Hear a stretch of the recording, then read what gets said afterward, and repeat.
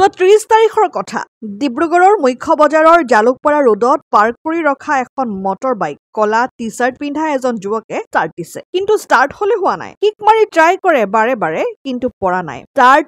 কৰি এবাৰ বাইকখন পথতে পৰিও যায় এনেকৈ কেইবাবাৰো চেষ্টা কৰি যুৱকজন আঁতৰি যায় অলপ সময়ৰ পিছত উভতি আহি ষ্টাৰ্ট কৰে এইবাৰ যেনিবা ষ্টাৰ্ট হল লগে চলাই যুৱকজন গন্তব্য স্থানলৈ যোৱাৰ দৰেই গুচি যায় বৰষুণৰ বতৰত দিনৰ 2 বজাৰ পৰা 2:33 যুৱকজনৰ কষ্টখিনিহে চিচিটিভিত ৰেকৰ্ড হৈ থাকি গল কথা গল তাৰ পিছতে 3 তাৰিখে যুৱকজনক একেটা টি-চাৰ্টতে ডিব্ৰুগড় সদৰ থানাৰ পৰা এজন সহযোগীৰ সৈতে এইদৰে পুলিচে উলিয়াই অনা দেখা গল নিজৰ বাইকৰ দৰে দেখাই চুৰ কৰা কৌশলটো ঠিকে আছিল কিন্তু মটৰ বাইকখনহে এজন পুলিচৰ আছিল হোমগাৰ্ড ৰাজেন গগৈয়ে তাত ৰাখি থৈছিল বাইকখন অজানিতে তাতেই চকু পৰি গৈছিল চুৰ জয়নাল আলী আৰু সহযোগী সুমিত পালৰ অৱশেষত বাইক চুৰিৰ 4 দিনৰ পিছতে আৰক্ষীৰ জালত পৰি জেললৈ ওলাল জয়নাল আৰু সুমিত পাল